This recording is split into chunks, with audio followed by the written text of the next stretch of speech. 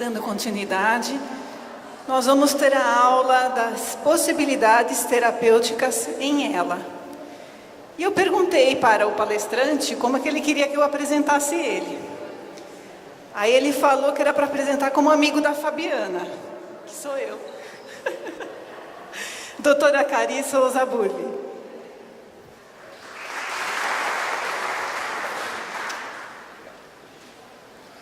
Bom dia a todos. Obrigado, Fabiana. Aqui é o local onde nós trabalhamos, pertinho do Parque de Ibirapuera, onde nós temos o nosso ambulatório de doenças neuromusculares. E nós tivemos a oportunidade, nessa semana, de 12 a 15 de março, de estarmos nesse congresso, o primeiro congresso internacional de práticas integrativas e complementares de saúde pública, que aconteceu na cidade do Rio de Janeiro. Nós temos também uma obrigação de trazermos informações a respeito disto. E nesse ambulatório da Escola Paulista de Medicina, nós tivemos que aprender o significado das palavras. O significado da palavra não é só uma tradução pura e simples. A palavra, ela é um símbolo. Ela tem o seu significado físico, ela tem o seu significado espiritual. Todas elas, sem exceção. E é interessante, elas se repetem. Não importa qual seja a sociedade, as palavras se repetem e elas representam a coisa. Embora uma outra forma de dizê-las. Uma das palavras que eu gosto muito é Dio. Dio é uma palavra que deu dominos, dominador, domínio, que é senhor em latim. Daí vem as palavras domesticar, ou seja, tornar-se caseiro, domicílio, Dom Pedro I, ou seja, o senhor Pedro I, Dominicus, do latim dies, dia do Senhor, dia da luz, que passou depois para outras línguas. Por exemplo, Sunday, dia do Senhor, em inglês. Zondag, dia do Senhor, em alemão. Zondag, dia do Senhor, em holandês. Suntai, dia do Senhor, em finlandês. Nashiobe, japonês. Kyriake, em grego. É a mesma coisa, a origem é a mesma.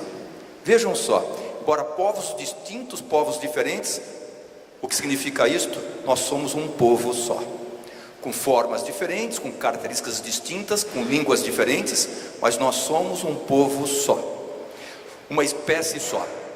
E essa espécie, nós contamos nossas histórias, não importa de qual região, as histórias são as mesmas. Como é que se criou o mundo? Como é que apareceu essa espécie chamada espécie humana? E quando apareceu essa espécie humana também? E nós vamos na origem da palavra. Como que começou o mundo? Começou do que o mundo? Como que é a forma? Todos contam essas histórias, de um jeito ou de outro. Mas é interessante, todos os povos contam da mesma forma. De repente apareceu a luz, que pode ter vindo do nada, mas apareceu a luz. E qual é o nome de luz? Praticamente em quase todas as línguas. Por exemplo, no aramaico, Zios. Zios deu Zeus para os gregos. Zeus é o pai da luz, que foi traduzido depois para os romanos como Júpiter. Peter, pai, Ju, dia. Bonjour para o francês, buongiorno para o italiano. Rock Ju, H-O-C Ju, hoje, esse dia iluminado, esse dia dado por Deus. Ele é único, não volta nunca mais, ele é especial. Portanto, esse dia aqui, 17 de março, aqui em São Caetano, é um dia especial para mim. Ele é único.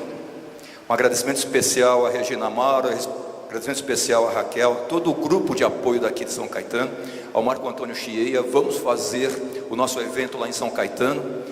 Portanto, esse dia vai ficar marcado muito no meu coração como um dia muito especial, juntamente com vocês.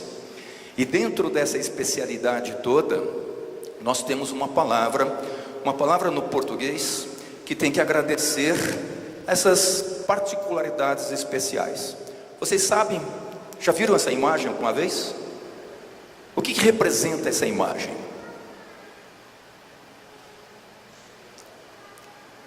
Ela representa isto. Isso acontece uma vez por ano, num minuto por ano. É uma forma de mostrar que aquilo que acontece é único, é particular. E como que acontece uma única vez, nós temos que agradecer essa vez e não pedir nada mais, porque é único, é muito rico esse tipo de situação. Assim como são ricas as oportunidades que nós temos lá na Casa das Doenças Neuromusculares. Melhor ainda, o setor de investigação das doenças neuromusculares, lá na Vila Mariana, lá conosco. E eu fiz um curso médico, assim como o Marco Antônio também fez um curso médico. Nós temos que ir na origem da palavra, o que significa medicina. Porque caso contrário, nós não vamos fazer a nossa missão de uma forma plena, de forma completa. E indo lá no dicionário, o que significa medicina? Medicina é ars medicina, que significa a arte da cura. Portanto, nós médicos estamos trabalhando com a arte da cura. Assim como os fisioterapeutas, terapeutas ocupacionais, os psicólogos, os enfermeiros, é a mesma coisa. Mas que cura? O que é cura? Eu quero me curar. Mas curar do quê? Do que a gente quer se curar? Qual que é o problema que a gente tem? Eu tenho uma doença. Mas você quer se curar de uma doença ou quer ser humano? Ou quer fazer a sua missão do ponto de vista pleno? O que realmente é isto? E aí é que entra a ciência da arte, ou a arte da ciência também. Dentro dessa potencialidade, quando se fala em medicina, século 21, nós estamos falando, portanto, de doença. É uma forma de ver. Então, ou seja, eu vou trabalhar contra as doenças, para tentar minimizar essa doença, ou curar essa doença. Será que existe alguma doença que seja curável? Ou seja, nós retornemos ao que nós éramos antes dela se instalar? Será que existe alguma doença desse jeito? Eu vou dizer para vocês que não existe nenhuma doença que nós voltamos ao que nós éramos antes dela se instalar. A gripe a gente se cura, mas a marca fica. E aquela marca pode predispor depois, anos após, artrite reumatoide, lúpus eritematoso, esclerose múltipla, câncer. O cirurgião, eu fiz a cirurgia, curei a pessoa, tirou 2/3 do estômago. E aquela diarreia que vem depois do que aparece? Nós não voltamos ao que nós éramos antes. Mas esta é a prerrogativa da pessoa que trabalha na medicina, ou seja, contra a doença. Agora, que doença? Quem que disse que a pessoa tem doença? 10 minutos de conversa com essa moça aqui, eu vou descobrir 20 doenças no mínimo. Ela era saudável até conversar comigo. Doença, ela tem um nome, e esse nome é por conveniência, um propósito logístico, para que nós possamos conversar no Brasil, na Inglaterra, nos Estados Unidos, sobre uma forma que as pessoas entendam. É uma forma de comunicação, para tentar dizer mais ou menos a mesma coisa, e para saber o estado do que as pessoas estão sofrendo, para alocar recursos. Daí nós sabemos que nós estamos vivendo uma época de epidemia de febre amarela, e o Estado tem que colocar recurso para aquela situação, para fazer uma interferência naquele processo. Do que as pessoas estão morrendo, por exemplo, no Brasil? Bala. Vamos ter que trabalhar, portanto, contra essa situação. Daí é que vem os nomes têm uma conveniência. E é interessante que a primeira classificação de doença foi feita no século XVIII. Não tinha classificação de doença. Até então não existiam doenças. Na Bíblia, 2 doenças só: lepra e epilepsia. Nenhuma outra. Tudo aquilo escrito na Bíblia, só 2 doenças. Aí no século XVIII, os ingleses, eles começaram a fazer classificação. Mas a primeira classificação, como que foi feita? Inglês adora cemitério. Aí eles foram ao cemitério e foram vendo o que estava escrito na lápide da pessoa que havia falecido. E aquele escrito era a causa da morte. Eles compilaram, portanto, as causas de morte. E aí no ano 1900 foi feita a primeira classificação internacional de morte. Quantas causas? 179.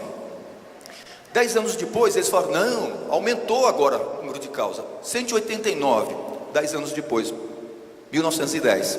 Aí os indivíduos falaram, não, aumentou um pouco mais. Foi feita a terceira classificação, a quarta, a quinta classificação, um pouquinho antes da Segunda Guerra Mundial, havia 200 doenças que levavam à morte. Aí houve a Segunda Guerra Mundial, eles resolveram fazer a sexta classificação, a CID 6. Só que nesta eles consideraram o seguinte, não era mais só causa de morte, vamos colocar causa de doença que não leva à morte também. Aí entrou classificação internacional de doenças. De 200 foi para 1010. Depois eles fizeram a sétima, a oitava, a nona, foi na época que eu entrei na faculdade, e a 10ª. E a 10ª foi publicada em 1989. 11 mais 18, 29 anos atrás. 2.032 doenças. Há 29 anos. E hoje, quantas doenças existem? Mas 12 mil doenças. Nós somos mais doentes que nós éramos antes. Será que é verdade isto?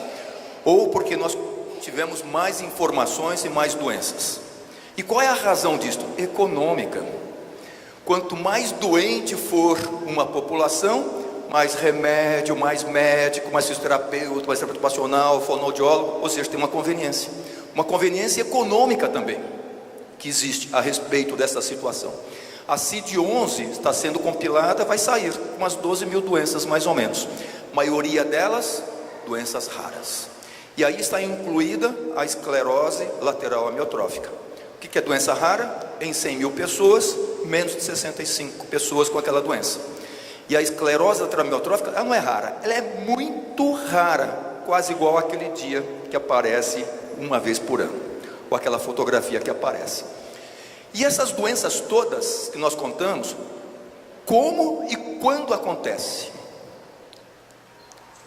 Quando nós falamos, a doença começou há 3 anos, não é verdade, ela começou há mais tempo, porque nós temos uma carga genética, e de acordo com aquilo que nós fazemos na nossa vida, e a exposição no meio ambiente, o Marco Antônio comentou a respeito disto, que a doença começa a aparecer.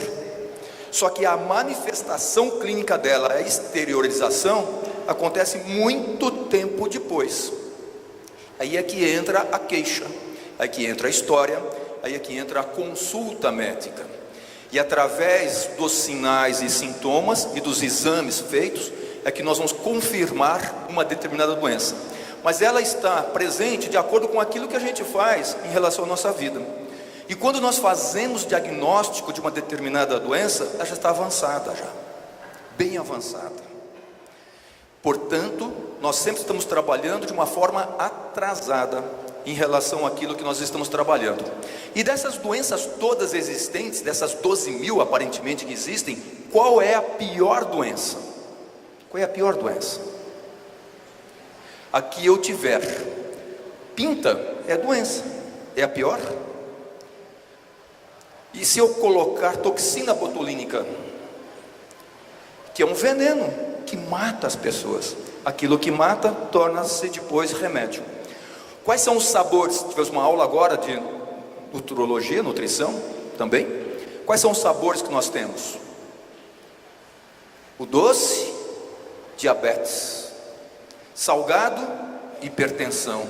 Quais outros sabores? Amargo, que doença? Não precisa, não tem, já é amargo já. E azedo também não tem doença, já é azedo. Deus foi esperto, tudo aquilo que é bom tem problema. Mulher do próximo, e aí vai embora. Vai embora. Ou seja, a caseira é amarga, mas não traz doença do que aparece. Então veja como é engraçada a história toda, com o equilíbrio. A vida é equilibrada, sim, não, positivo, negativo, dentro, fora, é tudo equilibrado. Deus foi esperto conosco em relação a essa situação. Portanto, de novo, será que é aquela que a gente tem, que é pior? Como é que nós medimos o que é pior? Qual é a característica? Depende das pessoas. Será que a pior é aquela que aparece desde o nascimento, que não permite que a criança tenha nem um pouquinho de potencialidade de liberdade plena? Existem doenças assim. Ou a pior é aquela que aparece na infância, uma criança que era livre e começa a perder a mobilidade. Ou é aquela doença imprevisível, esclerose múltipla, você nunca sabe quando vai ter um episódio de desmilinização. Ou a epilepsia, que você nunca sabe onde é que você vai cair. Ou a doença que leva uma dor generalizada. Ou aquela doença que aparece na idade adulta, que leva a fraqueza muscular, que vai levando a imobilidade e a cabeça fica preservada, e a mente fica preservada. São várias formas de manifestação. Então, portanto, qual que é a principal delas? Qual é aquela que mais causa limitação? E nós vamos aprendendo com as limitações, nós vamos aprendendo com as dificuldades. Nós, que eu falo, somos nós mesmos. Nós todos vamos aprendendo. E quando se fala em neuromuscular, são inúmeras doenças. Lá no ambulatório de doenças neuromusculares, nós temos várias doenças. Doenças do corno anterior, doenças do nervo, do contato nervo-músculo, do músculo esquelético. Temos uma quantidade enorme. Embora tenhamos uma quantidade enorme fazendo parte dessas doenças, desse rol das 12.000, a maioria delas, absoluta, não tem remédio. Não tem remédio por via oral, não tem remédio de uma forma endovenosa, não tem remédio de uma forma subcutânea, não tem remédio para injetar na RAC, não tem célula-tronco, não tem terapia genética. A maioria delas, quase absoluta, tratamento sintomático. A maioria delas, quase absoluta, tratamento multidisciplinar, do ponto de vista de fisioterapia, terapia ocupacional, fonoaudiologia. E uma das doenças que mais nos ensinaram, a esclerose lateral amiotrófica, que é o motivo desta reunião nossa aqui hoje. E a ela, nos Estados Unidos, ela é conhecida como doença de Lou Gehrig. Os americanos adoram colocar nomes deles nas doenças. E Lou Gehrig, jogador de beisebol famoso, 1930, ele tinha todos os recordes, todos eles ele tinha. E esse indivíduo com 35 anos começa a ter uma fraqueza na mão esquerda. E alguns meses, na mão completa, no antebraço, no braço, na outra mão. Um médico, ele passa sem diagnóstico. 2 sem diagnóstico. No quarto médico, diagnóstico. Qual diagnóstico? Esclerose lateral amiotrófica. Graças a Deus, ele disse, não é câncer. O que é isto? Doença degenerativa, evolutiva, irreversível, incurável. E disseram para ele, fatal. Como que se outras doenças não estivessem relacionadas com mortalidade também. Dessem vida para sempre. Engraçado, mas assim é que veio escrita essa frase. E essa frase repetiu-se em outros anos, por qual razão? Porque 2 anos depois ele estava falecendo, com 37 anos de idade. E faleceu rápido, mesmo sendo famoso, mesmo sendo um indivíduo muito rico, ele não conseguiu na época um aumento de longevidade. E esse aumento de longevidade em relação a essas doenças apareceu mais recentemente, com a multidisciplinaridade e com a possibilidade do indivíduo ter outras facilitações, dentre elas a parte respiratória, dentre elas um aspecto nutricional, dentre elas comunicação. Num dos congressos, o Marco Antônio trouxe essa fotografia para a gente, o Marco Antônio e o Roberto trouxeram da Irlanda, de Dublin, esse senhor que foi ao congresso. Esse senhor, ele não mexia nada, só os olhos. E ele controlava tudo. A cadeira dele, controlava todas as coisas, inclusive a comunicação com voz digitalizada. Ou seja, aquilo que Stephen Hawking tinha, ele tinha também. Só que ele controlava tudo. Aí tem até uma piada, está sendo gravado, tem até uma piada, que um determinado presidente brasileiro aposentou-se porque perdeu um dedo. E aposentou-se. E o indivíduo faleceu essa semana, trabalhou a vida toda dele com um dedo. Stephen Hawking. Daí é que vem a história, quando e como aposentar.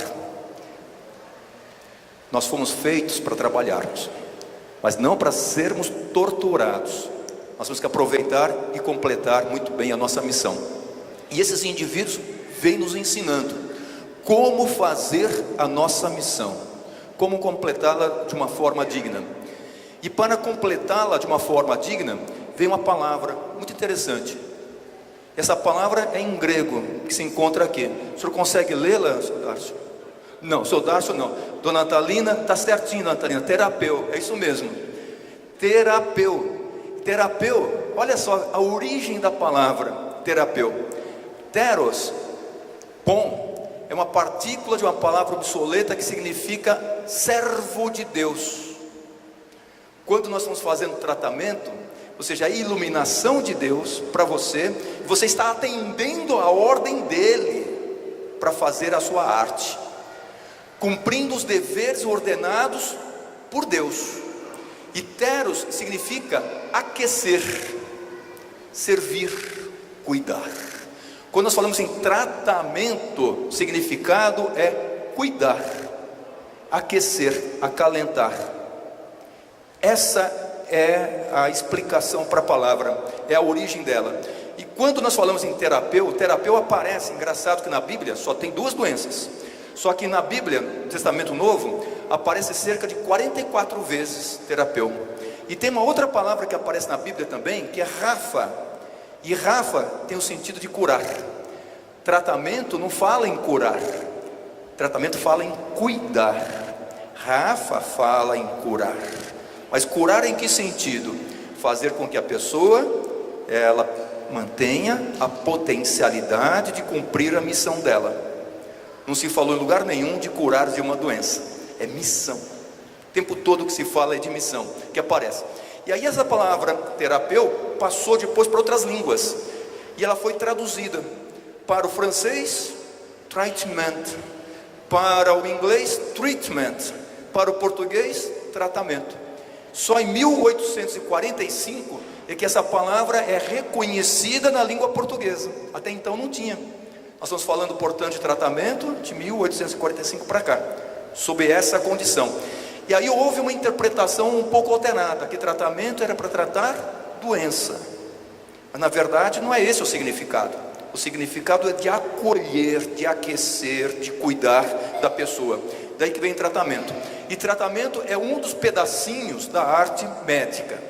O médico, ele faz a anamnese, que é a história, ele faz o diagnóstico, através do diagnóstico, prognóstico, ele vai fazer a estratégia de orientação terapêutica, mas para cuidar da pessoa, para que ela faça a sua missão. E como é que nós aprendemos isto? Puxa, é tudo copy-paste, tudo é cópia e repassada, cópia e replicada, e que já vem há muito tempo. Isso é da origem do homem, do ser humano. E essa origem está registrada em alguns locais. E um dos locais é lá no Oriente Médio, que depois vai para a Grécia. E na Grécia chega nessa ilhazinha pequenininha, chamada Ilha de Kos. Na Ilha de Kos, um indivíduo chamado Hipócrates, 400 anos antes de Cristo, 2400 anos. Hipócrates ensinava aos seus alunos a arte médica, a arte do cuidar. E essa arte médica, ele ensinava aos seus alunos que você tinha que fazer e agradecer aos deuses. Que deuses? Zeus, que começava, o pai da luz. Filho de Zeus, Apolo. Aí filho de Apolo, do ponto de vista de adoção, Asclépios, que por sua vez 2 filhas, Higeia, Higiene, Panaceia. Panaceia para todos os problemas, farmácia. Aí que entra a história do cuidado, nós temos que ter conosco, higiene, não só do ponto de vista físico, mas mental e espiritual. E a medicação utilizada era no sentido do cuidar. E você tinha que agradecer essa situação e considerar os mestres igual aos pais, e ensinar a arte de uma forma generosa para todos, e aplicar o tratamento em benefício dos doentes, sem lhes causar mal. Primeira coisa, você não pode utilizar nada que cause mal para a pessoa. Depois você vai ver se isso vai trazer algum benefício, do ponto de vista, no sentido da doença em si. E mais ainda, o que eu escutar e o que eu vir, isso vai ficar comigo. Eu não vou passar para outras pessoas, que é o sigilo. Se nós vemos uma pessoa no hospital, chegando em casa, sabe quem estava lá no hospital? A dona Marisa Letícia. Não pode, isso é proibido. Não se permite isto. Ainda mais disponibilizar exames das pessoas. Não se permite, é o sigilo da arte médica. E aí entra fisioterapia, terapia ocupacional, fonoaudiologia, nutrição, enfermagem, é igualzinho, é a arte da saúde, é a mesma coisa. E se eu cumprir esse juramento de forma alguma ou violar, seja-me permitido desfrutar de minha vida e de minha arte, gozando perenemente, ou seja, para sempre, fama, honra entre os homens. Mas se eu transgredir ou perjurar, seja o contrário ao meu destino. Isso é muito forte, isso é muito importante. O compromisso, portanto, com a pessoa é não causar mal. O compromisso com a pessoa é permitir, portanto, que ela mantenha a sua potencialidade de cumprir a missão. Mas sou eu com ela que tem que fazer isto. E aí entra a esclerose lateral amiotrófica, e o Marco Antônio comentou a respeito como é que começa a doença. Não é uma causa única, são várias causas, muitas causas. O final, o neurônio, ele entra em degeneração. Então, portanto, nós temos que começar a identificar formas de interromper essa cascata, ou pelo menos alentecer essa cascata, ou pelo menos fazer com que a pessoa ela tenha uma melhora nas suas dificuldades existentes. E assim ocorre uma procura de medicamentos. Eu comentei com vocês a respeito que nós temos muitas doenças neuromusculares, e a maioria delas sem nenhum remédio. Por que não tem remédio? Porque é muito caro desenvolver remédio. Para desenvolver remédio, nós temos muitas moléculas potencialmente boas para as doenças.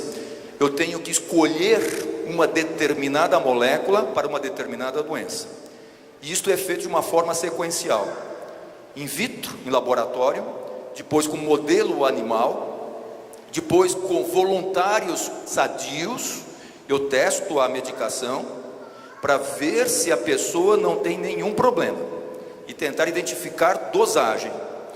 Não morreu e a dosagem é aquela que eu acho que seja terapêutica, aí eu vou utilizar num grupo de pacientes, 100 pacientes mais ou menos, ou 200. Eu utilizo isto, eu acho que funciona. Aí eu passo para uma outra fase, duplo cego randomizada.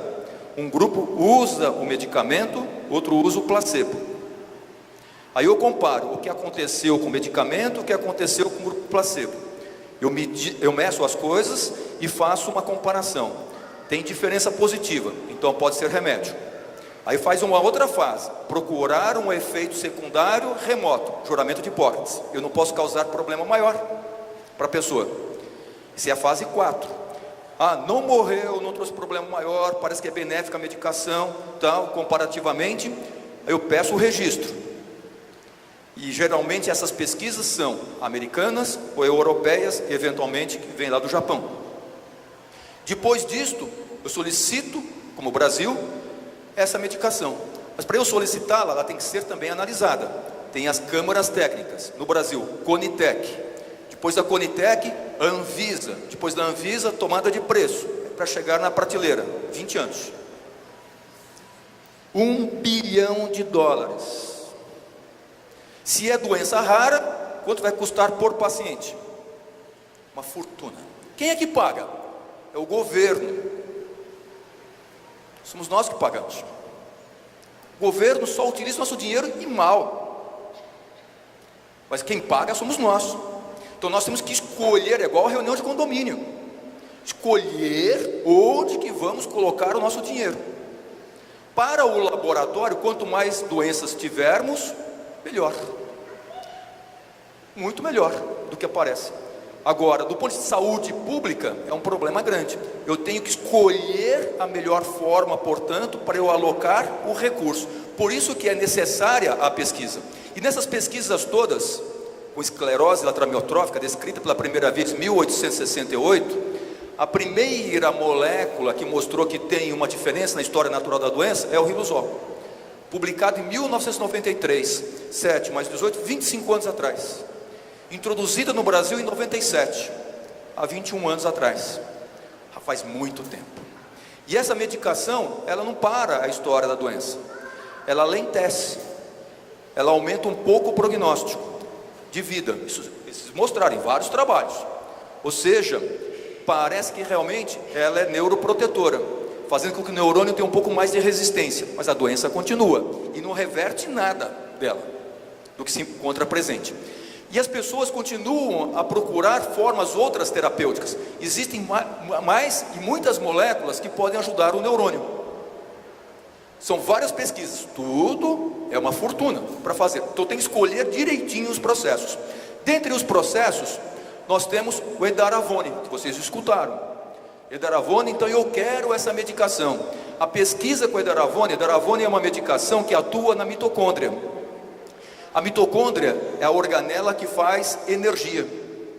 Não tem nenhuma forma de produzir energia que seja completamente pura. Nós produzimos substâncias tóxicas. Por exemplo, energia elétrica. Ela vem de onde? Ou do carvão, carvão polui. Ou ela vem das usinas, as usinas, CO2 polui. Ela vem da parte de radiação, radiação polui. Pode vir do ar, movimentação, mata pássaro. A mitocôndria, ela faz radical livre. Quanto mais ativa for, mais radical livre ela produz. E a produção de radical livre acelera o envelhecimento. E se eu tiver uma medicação que diminui a produção do radical livre, aí vocês veem aqueles cremes de face com coenzima Q10 milionários, que as pessoas passam no rosto como se fosse anti-envelhecimento. Ou seja, diminuindo o processo de envelhecimento. E assim as pessoas começam a pesquisar substâncias para diminuírem a velocidade de envelhecimento. Dentre elas, eles sintetizaram essa medicação chamada edaravone. Pesquisa inicial para acidente vascular cerebral. Não mudou nada. E a pesquisa mostrou que para a esclerose lateral amiotrófica poderia ser útil. E foi feito um ensaio clínico para a esclerose lateral amiotrófica. Duplo cego, uma parte tomou remédio, outra tomou placebo, comparou-se igualzinho, sem nenhuma diferença, nada. Então não funciona. Aí os estatísticos, esse é o problema estatístico, eles analisaram de uma forma de pente fino. Aí eles pegaram as pessoas que tinham a doença há mais tempo e analisaram, nenhuma diferença. E as pessoas que tinham a doença há pouco tempo, pouco mais de um ano. Aí eles compararam os indivíduos que tomaram remédio, os que não tomaram remédio, com um pouco mais de um ano. Nossa, tem diferença positiva, só que é um número pequeno. E assim eles fizeram um outro trabalho, um trabalho sequencial, que é chamado Estudo 19, com 137 pacientes. 137 pacientes com uma história de doença de um pouco mais de um ano, 1,1 ano. Ou seja, uma fase inicial dela, as pessoas estão melhores. E assim comparamos aqueles que tinham a doença há pouco mais de um pouco ano, remédio, placebo. Encontramos diferença. Naqueles que tiveram a doença de uma forma mais precoce, que tomaram a medicação, tiveram uma progressão melhor. Só que é um período de 6 meses de acompanhamento só. Não fizeram acompanhamento por longo do tempo. E eles não foram atrás da longevidade, se por um acaso as pessoas viveram mais tempo ou não. Então não houve uma extensão de tempo. E através deste estudo, eles conseguiram um registro nos Estados Unidos, para o FDA. E através deste estudo, aí é a segunda medicação para esclerose lateral amiotrófica.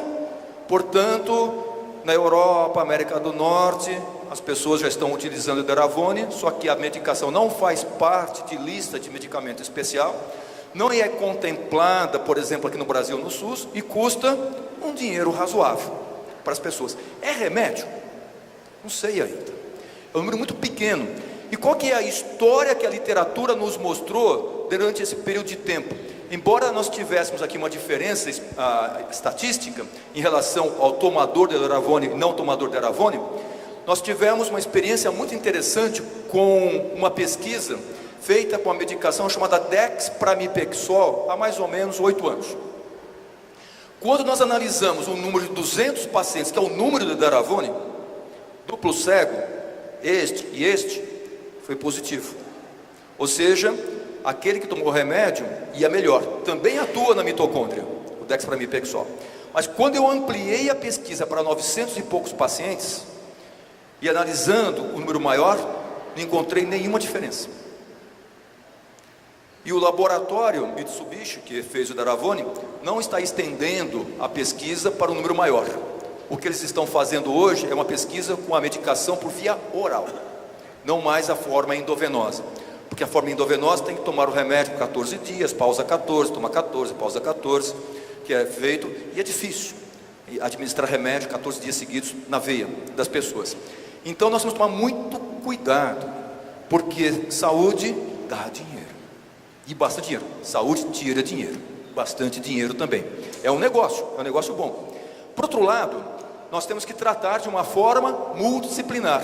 O paciente é o centro, é o médico, psicólogo, fisioterapeuta, terapeuta ocupacional, a parte social, farmacêutico, odontólogo, a parte nutricional, fonoaudiologia, enfermagem, engenharia. Não podemos nos esquecer do engenheiro. Veja as cadeiras, veja quanta coisa que é desenvolvida, distribuída, mas no sentido de saúde, não mais de doença.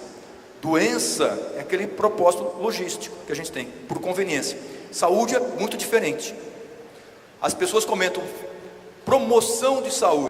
Na verdade, saúde é o que a gente tem. O que nós não podemos é perder a saúde. Eu não estou promovendo saúde. O que eu não posso é fazer com que a pessoa perca a sua saúde. É uma outra forma, é bem diferente. E o que é saúde? Do ponto de vista de conceito, saúde é um bem-estar físico, mental, espiritual, jurídico, social. Saúde tem uma responsabilidade social. É um detalhe muito importante isto. Não é só político. Nós temos que ter uma responsabilidade. Não é um condomínio. Nós vivemos num condomínio. E nesse condomínio eu não posso desequilibrá-lo de forma nenhuma. Se eu não desequilibrar, eu estou com saúde. E lá na casa, como nós trabalhamos mais com doenças neuromusculares que não têm remédio, nós tivemos que aprender saúde. Fundamental. E para aprender saúde, como aprender saúde? Sob uma forma integrativa. Daí vem, qual é a essência da palavra medicina? Cuidar. Cuidados integrativos, para que a pessoa não perca a sua saúde. É nesse sentido. E assim nós trouxemos os cuidados integrativos. E qual que era a dificuldade? Nós trabalhamos num ambulatório, que eu não consigo marcar consulta, 7 horas para um, 7h30 para outro, 8 horas para outro, marcamos tudo 7 horas. Há aqueles que vêm 600 quilômetros, que chegam lá 5 horas. Há aqueles que moram a um quarteirão, que chegam lá 7 horas. Há aqueles idosos que chegam às 7 horas. As crianças às 7 horas, as gestantes às 7 horas. Eu dou preferência para quem? E a ambulância às 7 horas. Então eu não consigo dar uma assistência onde que a pessoa ela chegue e seja atendida de uma forma digna. Então nós precisamos de alguma coisa no ambulatório. Aí nós pedimos para uma psicóloga: você tem alguma coisa para fazer que pudéssemos acolher as pessoas, sob a forma de aquecer as pessoas, de cuidar das pessoas, ars medicina, no nosso ambulatório? Tenho. Ela trouxe arranjos de flores. Ou seja, a pessoa fazia o seu arranjo floral. Mas a dona Natalina ia lá, a dona Natalina, ela não consegue mexer as mãos. Mas o seu Darcio, indo junto com ela, a dona Natalina, ela falava: Darcio, a vermelha agora, a amarela agora, a mais comprida, a mais curtinha. E assim, a Lígia Marçagão, ela trouxe esta técnica, essa forma. O período de espera para consulta ficou menos chato, mais gostoso. E a pessoa podia levar o seu arranjo para casa depois, feito a várias mãos ou a várias mentes. E através desse arranjo floral, nós fomos incluindo outras técnicas integrativas, porque até então, nós não tínhamos a incorporação de técnicas integrativas na medicina, porque nós temos que atender o Conselho Federal de Medicina. E essas outras técnicas não eram técnicas terapêuticas médicas, elas eram outras coisas, mas não eram de medicina. Mas aí houve uma publicação, em 1997, de práticas integrativas e complementares, as PICs. Então, uma regra específica, e nessas práticas integrativas, olha, existem algumas práticas integrativas que parecem que elas têm utilidade na área da saúde, sob uma forma de aquecimento, de acolhimento e também de tratamento. Dentre essas práticas, a homeopatia, as plantas medicinais e fitoterapia, a medicina tradicional chinesa com acupuntura, a medicina antroposófica e o termalismo. Nós moramos num país maravilhoso de água, mas ninguém fala nada a respeito de tratamento com as águas. A minha avó sempre nos tratou de qualquer dor com banho de água quente, com escalda-pés. Está com insônia? Pega um balde, aquece aquela água, põe os pés dentro, 15 minutos antes de dormir, tira do balde, enrola a perna e entra embaixo do lençol. Dá 3 minutos, capota. Capota. Ninguém fala de crenoterapia, tratamento com as águas, água com bário, água com magnésio, água com cálcio, não sei o que. Ninguém fala a respeito disto. E nós moramos num país riquíssimo de água, crenoterapia. Então nós trouxemos para o ambulatório também essas condições. E com o tempo nós fomos aumentando. Foram aparecendo outras pessoas com outras técnicas, com outras artes também. E as práticas integrativas, elas foram se ampliando. E hoje nós temos lá no ambulatório várias pessoas com várias técnicas distintas, testando a utilidade delas. Mas para fazer isso tem que ser feito de uma forma de teste mesmo, de investigação. Aí assistência, educação e investigação, ou seja, pesquisa. Como é que nós fazemos isso? Começamos um curso de práticas integrativas e complementares, ou de cuidados integrativos. Estamos no 11º ano. E é um curso que nós fazemos para quem tem nível superior, de qualquer área. Engenharia, matemática, biofísica, bioquímica. E essas pessoas vêm e elas têm um compromisso, fazerem um trabalho de conclusão de curso, que é o TCC. E a surpresa, a quantidade de coisas que essas pessoas trazem, essas coisas envolvidas com a saúde. E dentre elas, são muitas técnicas colocadas. E nós tivemos, portanto, a oportunidade de fazermos uma organização na universidade, quais eram os departamentos que tinham técnicas integrativas.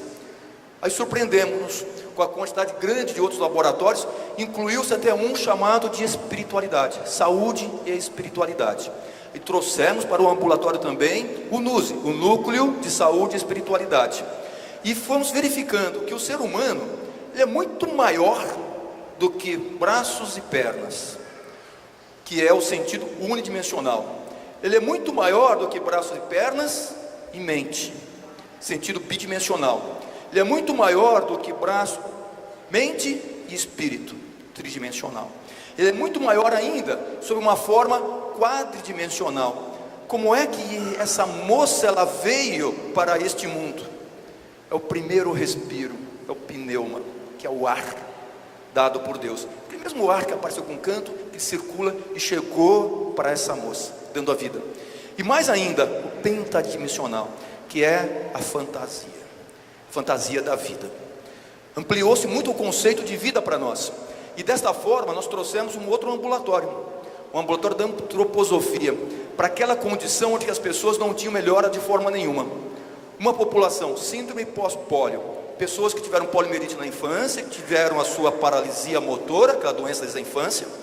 Esses indivíduos perderam a infância, porque eles foram ensinados que para a sua deficiência, se eles caíssem, eles tinham que levantar sem qualquer tipo de ajuda. As várias cirurgias feitas para esses indivíduos, eles estavam estabilizados em relação à sua sequela. Depois de um período de tempo estabilizados, uma nova fraqueza muscular vinha. E associada à fraqueza muscular, dor, fadiga, alteração de sono, frio, intolerância ao frio, medicamentos, reabilitação. Mas não melhora, que vem. E esses indivíduos que sem melhora, introduzimos a antroposofia. E na antroposofia com substâncias analgésicas, mas as técnicas de conhecer quem que é a pessoa, ou seja, o seu histórico biográfico, e mais as técnicas de antroposofia, e acompanhando com semanas sequenciais, verificou-se que a dor, uma medida importante, através das técnicas, a dor ia diminuindo, a despeito de não utilizar qualquer medicação. Ou seja, só a transformação da pessoa, no sentido dela se entender, já começa a diminuir a simbologia daquilo que está causando mal-estar, dificuldade para ela também. Aí que mostrou-se essa técnica. E assim começam os trabalhos científicos. Os trabalhos eles vêm, e esses trabalhos começaram a ser publicados. Medicina tradicional chinesa e práticas orientais, a Ayurveda, que é uma das técnicas mais antigas existentes, por exemplo, na Índia, depois a arte, educação e cultura, espiritualidade, o cuidado que tem integrativo, epistemologia, que é o estudo dessas condições todas, e o mais importante de tudo isto, não importa a técnica, o que nós não podemos nos esquecer é da nossa essência. Quando é que o ser humano foi feito e qual é a nossa missão, qual que é a nossa obrigação? Aí volta de novo, dentro desses ensinamentos, tem o ensinamento de Higino, escrito no ano 27, romano, pertinho de Nápoles, e ele ensina um pouquinho antes daquela história do Vesúvio que aparece, e Higino conta uma história muito interessante. O que é o paraíso para a senhora? Pode falar, nós estamos aqui numa... Nunca pensei. Ela nunca pensou no paraíso, mas ela fala que quer viver no paraíso, na Vila Mariana, na Rosa. Acho que é a praia. A praia é o paraíso. Como que é a vida no paraíso? Calma. Calma. Mas na praia não é calma. Calma não é. Então, ou seja, não é na praia. Além de Não, calma, na minha casa. na casa dela. Fazendo muito trabalho? Não, com a minha família. Não, só com a família. Agora imagine em casa, calma com a família, segunda-feira, terça-feira, sexta, sábado, domingo, outra semana, vai ficar louca, vai ficar doida, vai ficar histérica, vai dar um trabalho para o marido enorme que aparece. Veja só como que é complicado. Esse é o paraíso. Silêncio, música baixinha, comidinha sem gordura, sem sal. Imagina, sem Coca-Cola, sem cerveja. Imagina uma vida dessa no paraíso que aparece.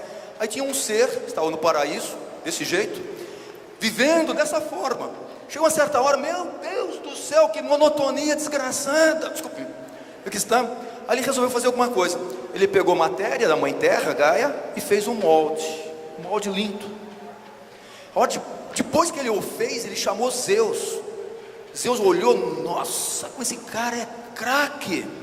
Eu não conseguiria fazer algo tão belo, mas tinha defeito, estava parado. Aí Zeus deu uma volta a tudo, deu uma respirada profunda, vida foi criada. E Zeus, que esperto era, vou dar o nome, Zeus filho, assim são os pais. E o ser lá do paraíso chamado cuidado, não, quem vai dar o nome sou eu, porque fui eu quem fez. Terra, veio de mim a matéria, sou eu quem vai dar o nome. 2 homens e uma mulher, quem está ganhando a disputa? A mulher, lógico, ela fala muito mais, é muito mais hábil, não é? E o que o homem faz? Covarde, ele chama o terceiro homem, pai de Zeus, Cronos. Cronos vem, escuta toda a história e ele decide, isso que foi feito de uma forma tão bela, vai ter um ciclo. Quando terminar o ciclo, aquilo que deu forma vai voltar para você, terra, para que você possa novamente doar isto de uma forma tão importante, para que outras formas sejam feitas. E aquilo que deu vida ao espírito vai voltar para você, Zeus, para você escolher outra forma como esta bela, para você dar vida novamente. E você, cuidado, vai ter a grande honra de cuidar disto que foi feito durante toda a sua vida, ou durante a vida disto que foi feito de uma forma tão bela. E como isto foi feito da parte mais rica da terra, o humus, eu vou dar o nome, humano. Assim foi feito o ser humano, da parte mais rica da terra, com o espírito dos deuses. Agora, só será humana a pessoa que cuidar de alguém durante a sua vida. E humanizada completamente será a pessoa que aceitar o cuidado de alguém quando necessário for, sob uma forma de humildade. E para que nós não nos esqueçamos disto, agachemos, ajoelhemos sobre o humus e façamos o nosso agradecimento, porque a vida veio de graça. Depois de agradecer, se levante, olhe para cima, vai entender o significado da iluminação. Assim veio a vida, através da luz. Esse é o sentido do cuidar e do ser cuidado. Ou seja, é isso que eu vejo aqui no seu dardo da Natalina. Um ao lado do outro, um ajudando ao outro, um crescendo ao lado do outro. Portanto, aí entra o aspecto das práticas integrativas. E quando que começa isto? Não começa quando a pessoa ela tem um problema. Ela começa desde a infância. É o ensinamento, é a pedagogia, é a paideia. E a pedagogia, ela é física, ela é mental, ela é espiritual, ela é social e é de justiça. A gente está falando de saúde. Portanto, a gente tem que falar de saúde desde pequenininho. E as crianças, elas não têm que pedir, elas têm que agradecer. E através do bom agradecimento, nós podemos dizer que nós estamos incorporando o que estamos aprendendo, manifestando os bons sentimentos, respeitando a natureza, a tessitura da ética da condição humana. Esse é o projeto educacional. E também nós não podemos nos esquecer de um outro detalhe muito importante que essa fotografia nos mostra. O leão é o rei porque ele não tem medo de nada, mas ele se curva diante das águas para matar a sua sede. E se a gente se curvar diante de Deus para saciar nossa sede, seremos como o leão, sem medo de nada. Portanto, alimente sua fé e os teus medos morrerão de fome. Isso é muito importante. Ou seja, nós não podemos ter medo de nada, desde que nós acreditemos em algo maior. E dentre essas condições, tem um indivíduo, Leon Rumi. Essa pessoa, espetacular. Espetacular. Dentre os vários ensinamentos dele, um deles, muito importante: nunca desista de si mesmo, como vocês dois. Essa foi a maior mensagem que vocês deixaram para a gente, lá no ambulatório. Vocês nos ensinaram esse tempo todo lá, não só de uma forma individual, mas de uma forma de dualidade. Tico e Teco, Robin Hood, Darcy Natalina, é a mesma coisa, é a dupla. E dentro disso, quando você passar por um período difícil, quando tudo parecer se opor a você, quando você sentir que não pode sequer suportar mais de um minuto, não desista, porque esse será o momento e lugar que o curso irá desviar. Tristeza prepara você para a alegria. Ela violentamente varre tudo para fora de sua casa, de modo que uma nova alegria pode encontrar espaço para entrar. Ela sacode as folhas amarelas do galho do seu coração, para que folhas verdes possam crescer em seu lugar. Ela puxa as raízes podres, de modo que as novas raízes escondidas embaixo tenham espaço para crescer. Qualquer que seja a tristeza, sacuda o seu coração, coisas muito melhores tomarão o seu lugar.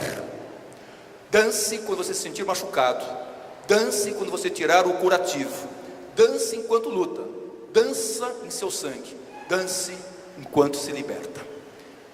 Ou seja, nós nascemos livres, nós devemos viver livre, e essa é a forma de liberdade. Esse é o bem maior que Deus nos deixou.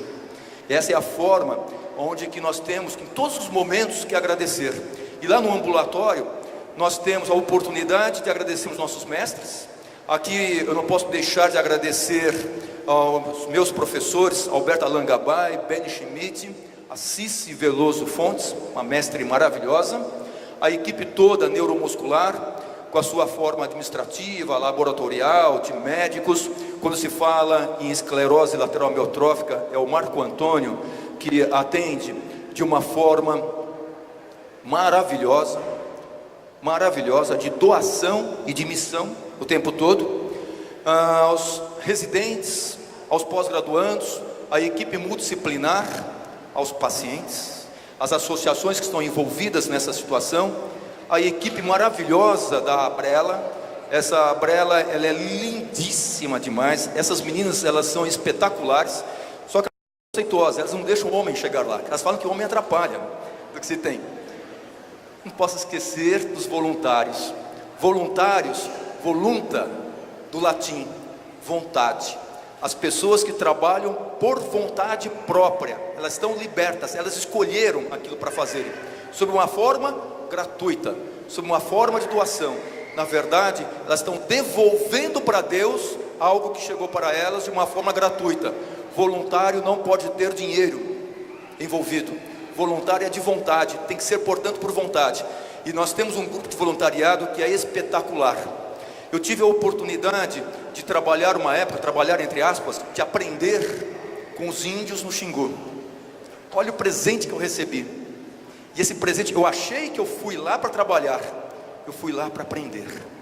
Os índios no Xingu são várias aldeias, várias tribos, são 14 tribos, cada uma tem a sua característica, mas tem um momento especial que é feito no finalzinho de julho, comecinho de agosto, que é o Quarupi. Quarupi é madeira, na língua camaiurá. A vida, ela vem da floresta, ou seja, ela vem do meio ambiente. Quando um casal tem um filho, aquele filho foi dado pela floresta, foi dado pela madeira. Portanto, aquele casal tem um débito com a floresta. Aquele casal, ele mora numa casa. Aquela casa, as pessoas que moram lá têm um débito com a floresta. Existem outras casas na aldeia, e essa aldeia tem um débito com a floresta. E essa aldeia pertence a outra aldeia que pertence a uma tribo, que tem um débito com a floresta. E essa tribo está conectada com outras tribos, que tem um débito com a floresta. Quando é que eles pagam? Quando morre. Quando a pessoa morre, tem o enterro físico, depois tem o enterro espiritual, que acontece nessa época de julho a agosto. Esse enterro espiritual, eles falam: você chora pelo seu ente querido até este momento. Terminada esta fase do Quarup, esta pessoa que faleceu, ou seja, o seu espírito agora, ele vai para a aldeia boa. Daí para frente, guarde em sua memória: ele está bem, ele está lindo, ele cumpriu a missão. Os indígenas falam isto, e nós, muito mais avançados aparentemente, nós nos esquecemos rapidamente das pessoas que fizeram parte das nossas vidas. Portanto, eu utilizo uma palavra da língua camaiurá, que é Icatu. Icatu significa simplesmente muito obrigado a vocês, porque são vocês que fazem com que eu tenha consciência da minha existência, porque se não houvesse o outro, eu não saberia que eu estaria vivo nessa situação. Gostaria de me despedir de vocês. Bom dia.